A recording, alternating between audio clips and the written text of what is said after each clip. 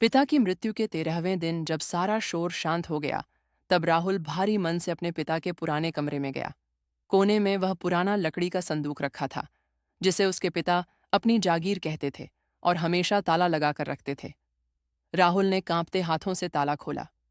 उसे लगा था कि शायद अंदर कुछ पुराने कागजात या खानदानी जेवर होंगे, लेकिन संदूक खुलते ही उसकी आंखें फटी रह गईं। सबसे ऊपर एक पुरानी फटी हुई डायरी थी। राहुल ने पन्ना पलटा तो वह साल 2010 का हिसाब था। उसमें लिखा था, आज नई साइकिल लेने का मन था। दफ्तर पैदल जाना मुश्किल होता है, लेकिन राहुल की इंजीनियरिंग की फीस भरनी है।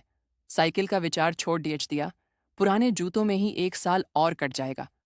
राहुल को याद आया, उसके पिता 10 सालों तक उसी पुरानी साइकिल पर दफ्तर जाते रहे और हमेशा कहते थे कि उन्हें पैदल चलना और साइकिल चलाना पसंद है।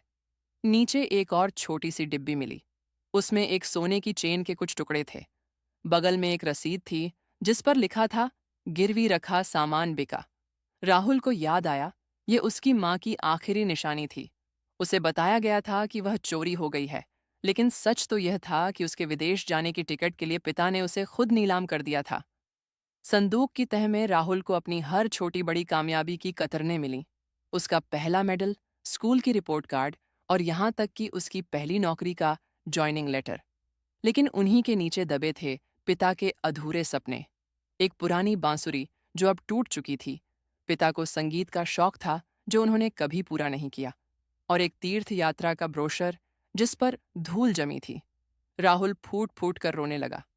उसे एहसास हुआ कि जिसे वह पिता की कंजूसी समझता था, वह असल में उसके भविष्य के लिए बुना गया एक मौन संघर्ष था। पिता ने अपनी खुशियों का गला घोंटकर राहुल के लिए सफलता का रास्ता बनाया था। उस पुराने संदूक में धन दौलत तो नहीं थी, लेकिन एक पिता के जीवन भर का निस्वार्थ बलिदान बंद था। सीख, अक्सर हम अपने माता पिता की सुख सुविधाओं की कमी को उनकी पसंद मान लेते हैं, जबकि वे हमारे बेहतर कल के लिए अपने आज की आहुति दे रहे होते हैं।